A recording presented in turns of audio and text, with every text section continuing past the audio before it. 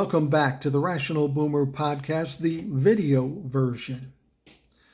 Now, yesterday I tried something here on YouTube that was against my better judgment. I've done the Rational Boomer podcast for a long time, but only the audio format. I've done over 560 shows. Doing the podcast, just the audio, is very comfortable to me. I spent 40 years in radio, so being behind a microphone with no camera is like going home to me, and I enjoyed doing that. Now, some listeners said, you know what, Mike, what you should do is while you're doing the podcast, video record it and put that on YouTube. And for the life of me, I thought, why would anybody want to fucking do that? It's one thing to listen to my voice, but have to look at this face for an hour? Fuck, that makes no goddamn sense. But they persisted. And I said, okay, I'll give it a try. And I gave it a try yesterday. And I got to be honest with you, didn't like it. I didn't like it at all. Now, after being on TikTok as long as I have, being in front of the camera is relatively comfortable for me. It's not my best feature, my face, but, I've gotten used to doing it. But when you're trying to do the audio podcast and the video podcast at the same time, it's hard. It's very difficult. I get distracted. Now keep in mind, I'm 62 years old. I have a simple mind.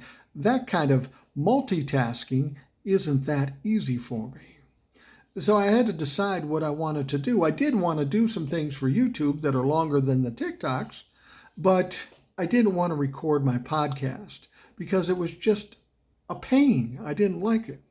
So I came up with a compromise. You remember compromises. Those are those things that Congress doesn't do anymore. They don't compromise. They don't negotiate. So I negotiated with myself. I said, what would be an answer to this? I decided I'm going to do the podcast, the audio podcast, like I've always done. It's been successful up to this point. Why fucking change it? But at the same time, I didn't want to leave the people on YouTube out in the cold. So I said, you know what? Here's the thing. Talking's my thing. Not always quality, but I got quantity coming out my ass. So I said, maybe I'll just do another podcast, a shorter podcast in video format, and put that on YouTube, talking about similar things that I would have talked about on the audio podcast. I don't know if that's a good compromise, but that's the best I fucking got at this point. So we come to the point in the video podcast and we talk about some of the news that happened yesterday, generally, to try to break it down in simple terms so we all understand. As I've talked about before, one of the biggest problems in this country is that with regards to government and politics, we as a people are misinformed, ill-advised. We don't get the whole story from our media. Depending on who we watch, we get a different story. And that doesn't give us all the facts. And if we don't have all the facts, well, we can't make informed choices. So with the Rational Boomer podcast, we try to take the stories, break them down in simple terms, mainly so I can understand them, but hopefully to be helpful in you understanding them as well. So let's talk about a couple of those stories. Now, this podcast or videocast or whatever you want to call it won't be as long as the regular audio podcast. If you're really dying to hear me talk for an hour, go listen to the Rational Boomer audio podcast. These will be much shorter, but hopefully a little more concise as well. Now, do you remember the days, the good old days, when the Republicans would get their asses kicked in an election? They'd get all butthurt, scream election fraud. The election was rigged. They got ripped off. Remember those days? They'd go in the media and they'd scream and they'd cry, and that didn't work. So then they would file lawsuits and they would lose those lawsuits. Then they'd appeal and then they'd appeal and then they'd appeal, and they kept losing. Well, I give the Republicans credit. They realized these two tactics, these two strategies did not work. So we got to kick it up a notch. And damned if some clown down in New Mexico didn't kick it up a notch to a dangerous level. A failed New Mexico GOP candidate for state office had an election and he lost by 47%. Yeah, it was a tight one. But anyway, after it was done, even though he lost by 47%, he claimed election fraud, as they do. He was upset. He was mad. He was angry. He tried to talk to the media, but they didn't give a fuck. He's just a little state candidate who got his ass kicked. He isn't making news anymore. He's been kicked to the curb. So what does he do? He goes around to Democrats, knocks on their door, and complains about election fraud. And clearly he appeared unhinged. He complained and complained, but he didn't feel satisfied with the results he got from visiting these people. So as I say, he kicked it up a notch. And by kicking it up a notch, I mean he hired 4 guys with guns to go to these Democrats' houses and shoot up their houses. There were some 6 shootings between December 4th and January 5th. He thought somehow that by going out and intimidating and shooting up people's houses, that would be a way that he would be put into office in his rightful place, even though he lost by 47%. Now, this guy's name is Solomon Pena. He was arrested Monday. Oh, big surprise. How did they catch Solomon Pena? Well, the fact that he went door to door to these people, ranting and raving, and when the cops came out and said, "Is anybody mad at you?" They said, "Well, there was this crazy guy the other day that came to the door. You may want to check on him." And check they did and found out that he's a stupid motherfucker, and he got caught and he got arrested, and so did his 4 buddies. The troubling part of this is we know Republicans are stupid. And we know that sometimes when Republicans do things, there are people who copycat those things. I'll give you a case in point. January 6th, the Trumplafucks attacked the Capitol of the United States, tried to overturn an election, overthrow the government. Now, they failed, which is always weird to me when you think of the advantages they had when they did this attack. They had a sympathizer in a president in the Oval Office. They had William Barr in the DOJ. They had sitting members of Congress that helped to plan this coup. And they even had an ace in the hole with Clarence Thomas in the DOJ. Still, somehow, they fucking failed. This shows how stupid they are. But what's even more stupid is somebody decides to copy that exact plan. And that happens to be the radical right in Brazil. Bolsonaro loses his election. He's a buddy of Donald Trump's. And what happens down in Brazil? Well, again, another attempted coup, and it looked a lot like what happened in Washington, D.C. on January 6th. And while this is all going on, guess what? Bolsonaro is in Florida, talking to people like Trump and Trump's cronies, no doubt helping him to plan this coup. But once again, they failed. So my point is there's always an opportunity for copycats.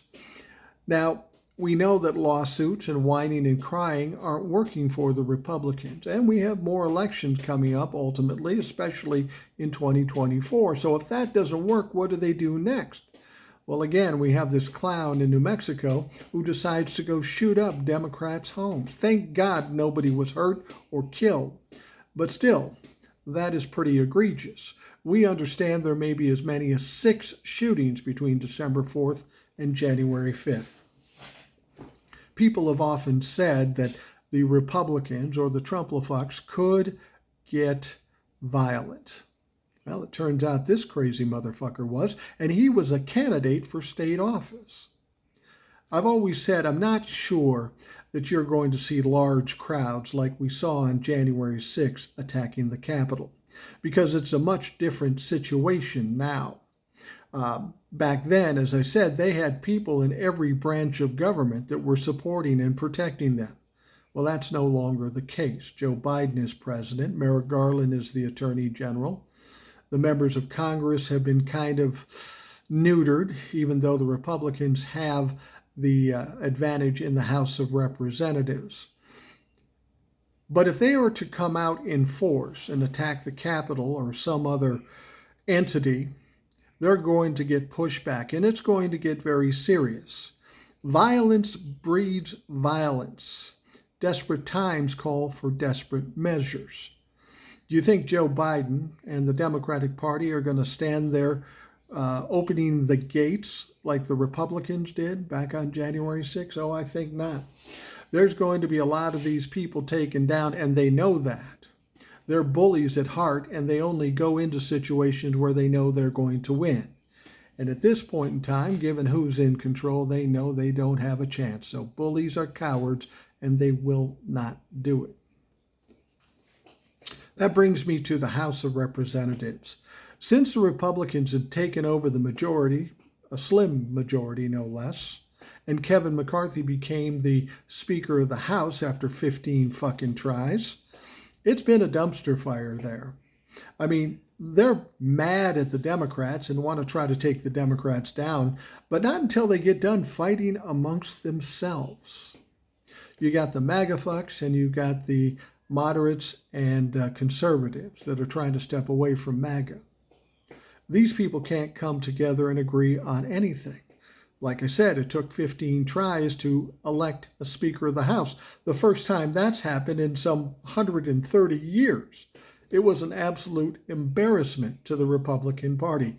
Yet they still keep embarrassing themselves.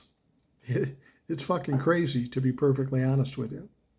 But now that Kevin McCarthy is in the House of Representatives, we're seeing some things happening that are kind of troubling. You remember Marjorie Taylor Greene was stripped of all her committee assignments because of the crazy insurrection shit that she did and said.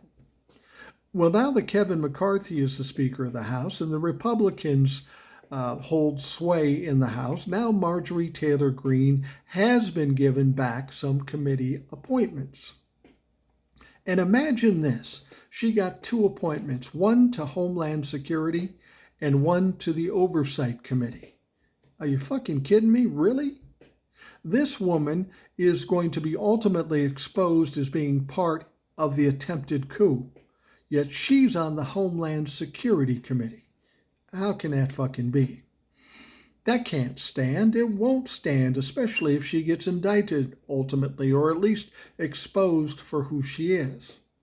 Now, in addition to that, another insurrectionist, Paul Gosar, was given committee appointments with the Natural Resources Committee and again the Oversight Committee.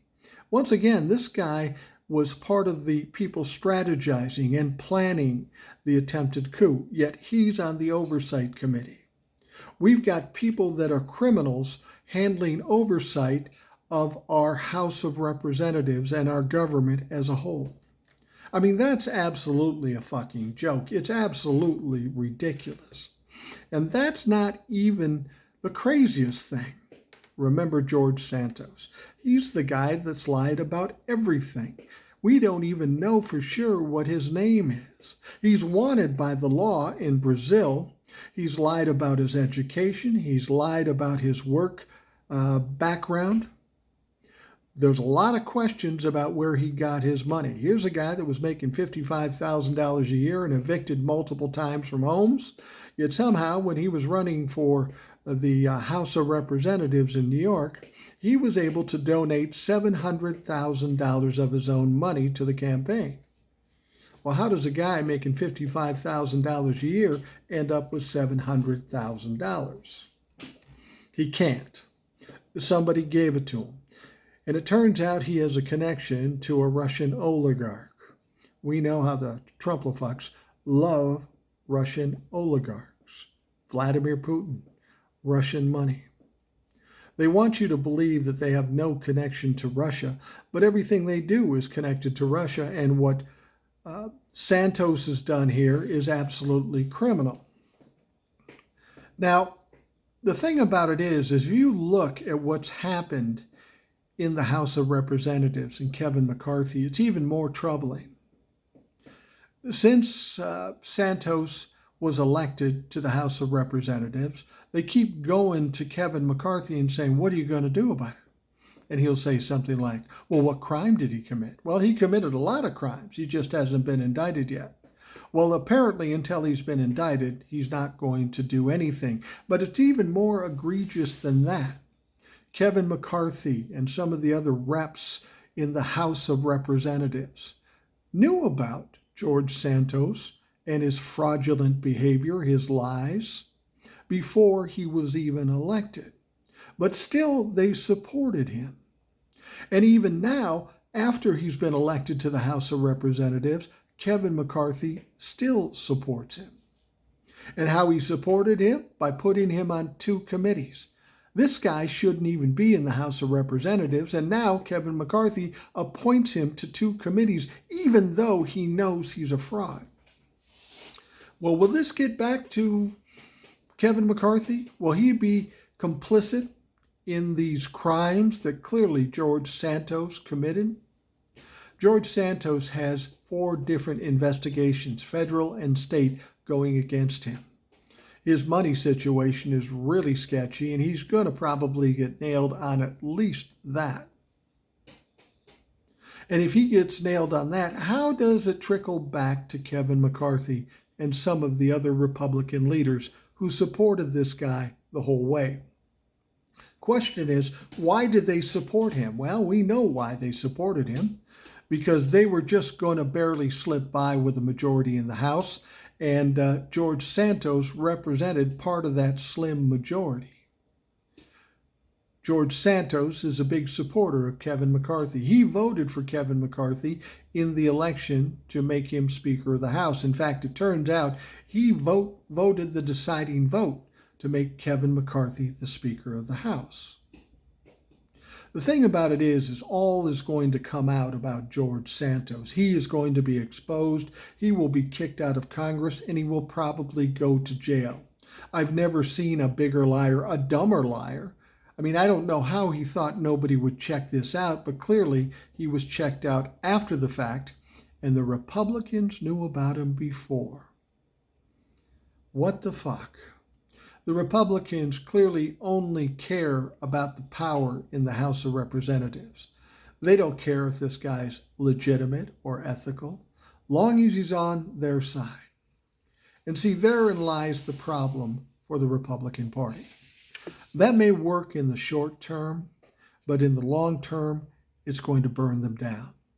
They're in a death spiral now, and they will crash, and the Republican Party will be no more, at least the way we know them now. They're in trouble right now. They're not going to be able to accomplish much in the House of Representatives because they can't even agree with one another.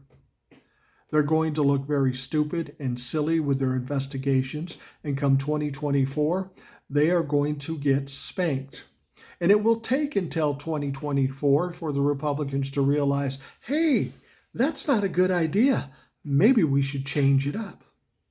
Well, they should have done that 2, 3, 4 years ago because they knew where this was headed. But still, they continued to double down. They refused to admit they were wrong. And now they find themselves in a very weak position, a position that is essentially political suicide. They can't win. They're done. You've got millennials and Gen Zs coming to the forefront, voting in force. None of them are voting for Republicans, especially with the bullshit they're pulling now. So these people are desperate. They're hanging on for dear life for some power, but it's quickly starting to slip away. We have Jack Smith and the DOJ looking into a lot of these sitting members of Congress, and who knows what's going to come out of that. We've got people like George Santos that are flat out frauds. It's ironic that Republicans will say these elections were frauds when somebody like George Santos, and no doubt some other people in the Republican Party, are similarly frauds. They're going to keep trying to play this game even though they keep losing. They can't help themselves. They can't admit they're wrong. If they were smart, what they would do is say, you know what? This was a fucked up way of doing things. We're going to change everything up. You MAGA fucks are done. We're going to eradicate you from the House of Representatives because you can do nothing but hurt us. That's what they should do. And then they would have to take the time to rehabilitate the Republican Party. And that could take 5 or 10 years, but at least they'd be on the road back. But right now, they're falling into the abyss, and they're not even trying to stop that fall. It's almost entertaining to watch. I know you sit and watch this stuff and you're troubled by it and you're worried by it and you're stressed out by it. But understand what they're doing now is essentially political suicide. It'll be rough from here until the point they fail and give up, but trust me, they will fail and they will give up. It's coming, and it's coming soon. That brings us to Merrick Garland and Jack Smith. We're hearing all kinds of things going on. We know Jack Smith has been really on top of this. He's doing a lot of stuff, far more shit than Merrick Garland did before Jack Smith was in his position. Last we heard, we think that we might be a few weeks away against or from some indictments. Now, when I say indictments, that doesn't necessarily mean Donald Trump, but some of the underlings are going to get nailed. This isn't just about Donald Trump. It's about everybody connected to Donald Trump. There will be a lot of indictments, and it's going to be a mess. It's going to be a shit show, and it's going to add to the troubles that the Republicans will have in 2024. Between what's going on in the House of Representatives and the investigations and the ultimate indictments, the Republicans are really done. I think they know this, but like most bullies, they just try to bully harder in hopes that somebody will fold up and die. Well, that's not happening anymore. It's one thing to have investigations and not knowing what's going on, but the Department of Justice and the Republicans have one big problem. All that evidence is right out there in front of us. We've seen it. We've heard it. Nobody can poo-poo it or shove it under the rug. We know it's there, and we are going to expect some accountability for this shit. It's inevitable. It has to happen. Because if we don't get accountability for the Republicans and Donald Trump, this country is going to be worse off than if they did indict a president. Merrick Garland knows this. That's why he hired Jack Smith. Some things are going to go down, but it's going to have to be done the proper way so it doesn't go south on these people. Can you imagine how bad that would be to hit Donald Trump with 3 indictments and then not convict on any of them? That would make the Department of Justice look stupid. Jack Smith would look stupid. Merrick Garland would look stupid. And these people have an aversion to looking stupid. So they're being careful. It's not going as fast as I'd hoped. And to be perfectly honest, now that the Republicans are trying to start to, not increase the debt limit and then crash the economy here and throughout the world, they want to do that. I'm not convinced they really want to do that. It's all more performative than they actually want to accomplish that, but they are trying to do that. And I've said in previous TikToks and on the podcast, there's one simple way that we can stop them from trying to crash the economy. It's very simple. Start throwing out those indictments. Tie these motherfuckers up because they are the same people that are trying to crash this economy. Do that, and we'll be able to save the troubles in the House of Representatives and the possibility of not raising the debt limit. I think ultimately it will get raised. There'll be all kinds of crazy shit and people screaming and crying, but it will get raised. It's always gotten raised. It's never really happened where we sit for an extended period of time with the government closed down. So don't get too worried about that. That is going to be fine. All right, we're going to wrap up the video version of the Rational Boomer podcast. If you want more, and who doesn't want more, check out the Rational Boomer podcast in audio form. You can just Google Rational Boomer Podcast. You'll find it. Go to Spotify, Apple Podcasts, Google Podcasts, Stitcher, whatever. You'll be able to find the Rational Boomer Podcast in the audio form, and I encourage you to do that. So you have a great day, and we'll talk to you again real soon.